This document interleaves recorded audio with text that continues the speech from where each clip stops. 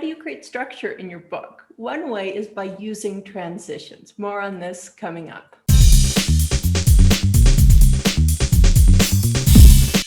Before I talk about how to use transitions in your book, I want to tell you a story. When I was 28 years old, I came back to the United States. I'd been living in the country of Bolivia. If you read my book, this might sound vaguely familiar to you. I came back to the US and I was really starting over. I had no money, I had no place to live. I was crashing on a friend's couch and I was looking for ways to earn income. So the first thing I did was got a temporary job, but I wanted a way to supplement my income because I needed to save up for first and last month's rent and a deposit on an apartment in Los Angeles. So I had my temporary job during the day, and then I went on Craigslist and I found this job. And it was really probably the only job that didn't require a headshot or taking off any articles of clothing. And so it seemed perfect for me. The job was writing other people's term papers. And I guess what I found so fascinating about this job was that they actually had an office on Hollywood Boulevard. So you had to turn in your assignments in person, which I found so odd. Like, I got the job on Craigslist, but it didn't occur to them that maybe you could submit the assignments electronically as an attachment. Anyway, and I also always wondered, like, how did it occur to these people to start up this company? Like, and why did they place it on Hollywood Boulevard? I had so many questions. It didn't matter. I didn't ask any of them. I was happy to have the money. I got paid $5 a page to turn in these term papers. And I would go into this dark office. I would climb up these stairs. It was in the bad part of Hollywood Boulevard, not the nice part where all the tourists are and they have all the people dressed up in superhero costumes. It was, the shady side. And I'd go around to the back of this building and climb up these stairs. And it was this office that was really dusty and it was filled with these filing cabinets and there were just papers everywhere and file folders.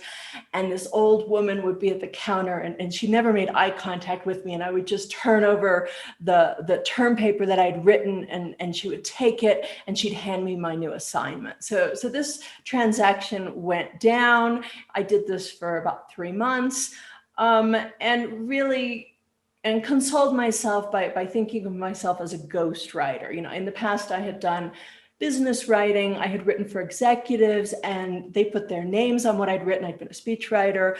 I'd ghostwritten a book. And so other people were putting their names on what I had written. And I told myself this was very similar. So why am I telling you this? Well, the point of this story is really that your transitions are very much like that underappreciated, unrecognized ghostwriter or that nerd writing your term paper. Someone else is getting all the credit, but this person is doing all of the work. So this is very similar to your memoir. In your memoir, scenes often are the shining stars of your book. However, what actually is doing the work, what is actually doing the heavy lifting are often your transitions. So your transitions are very much like that underpaid nerd who is writing your term paper while you get all the credit. So before I explain how to use your transitions, let me first of all explain why you need them. And the way to do this is to tell you why you don't need them in fiction. Fiction and movies are held together by what's called causality. One event brings about the next one. I'm only going to touch really lightly on this in this video because I talk about it in other videos. I talk about it in my free class, 7 Steps to Structure. So if you want the class, please click on the link below this video. But just so that you understand causality and you follow along with what I want you to understand about transitions today, one event brings about the next. So to give you an example of what causality looks like, here are 4 events that have a causal relationship between them, meaning that one event brings about the next one. For instance, I get into an accident. I go to the hospital. I get treated by a good-looking doctor. I decide to stalk him on Instagram. Okay, so are you going to be stalking this doctor on Instagram if you don't get into an accident? No, all of these events are related because first of all, you had to get into the accident to go to the hospital in order to meet the doctor, in order to start stalking him. So we have a causal relationship. However, this can often be really tough to do in memoir. So when you sit down to write your memoir, often the way you think about it is, oh, I have a really good story I have to tell, that story. Oh, and then there's another one. Oh, and then, oh, I got to tell that story. And so you come up with these stories from your life. The danger is that disconnected stories don't create plot. And the worst thing you can do when it comes to the structure of your memoir is create the this happened, then this effect. So you tell us something happened and you tell us something else happened, but these events are not connected for your reader. And when your events are not connected, you don't have plot. And your reader's going to get bored really quickly. So let me show you how to connect what are disconnected events using your transitions. So when it comes to your memoir, this list is actually a lot more similar to what you probably think of when it comes to thinking of the stories that you wanted to include in your book. I decide to stalk my doctor on Instagram. I decide to take a baking class. I get invited to my 20-year-old high school reunion.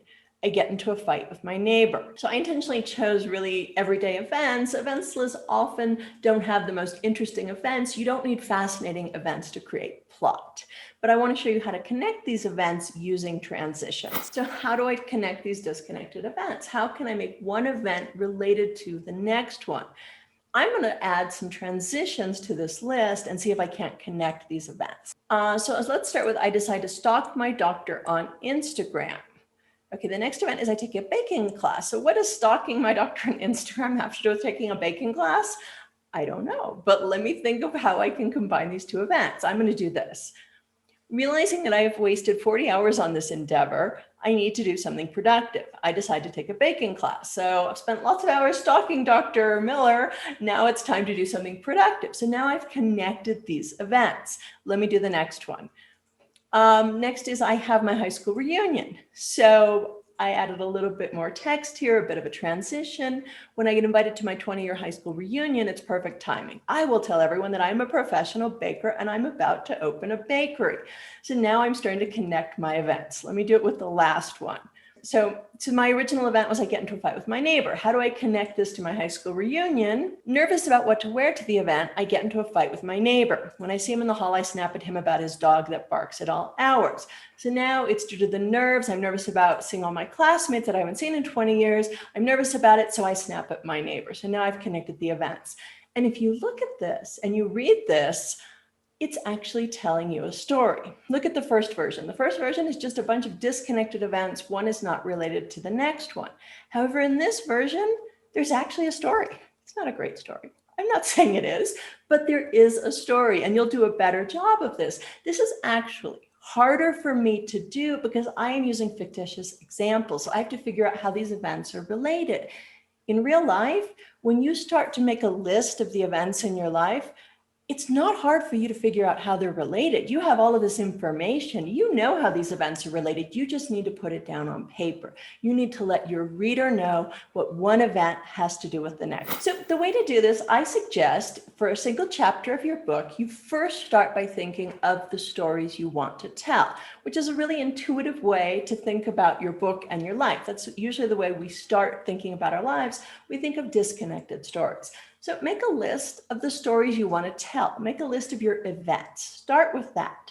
Then look at what they have in common. Figure out how you can connect them and write in some extra text that will connect your bullet points. And the extra text is what is going to be your transitions. So you're using transitions to connect these events. You're writing in the extra text that will connect one event with the next one. And therefore, you're creating structure. You're connecting what would otherwise be disconnected events. For your reader, you're giving the next scene a reason to exist. So now when you actually sit down to write this chapter, you already have your structure ready. You know every scene that you're going to include in the chapter. Those are your bullet points, and your transitions is how you will connect your scenes. So before you even sit down to write your chapter, you already have structure. You started with disconnected events. You used your transitions to connect them in your reader's mind. So instead of disconnected events, you're now telling your reader a story. If you'd like more information, please sign up for my free class. You'll find the link right below this video.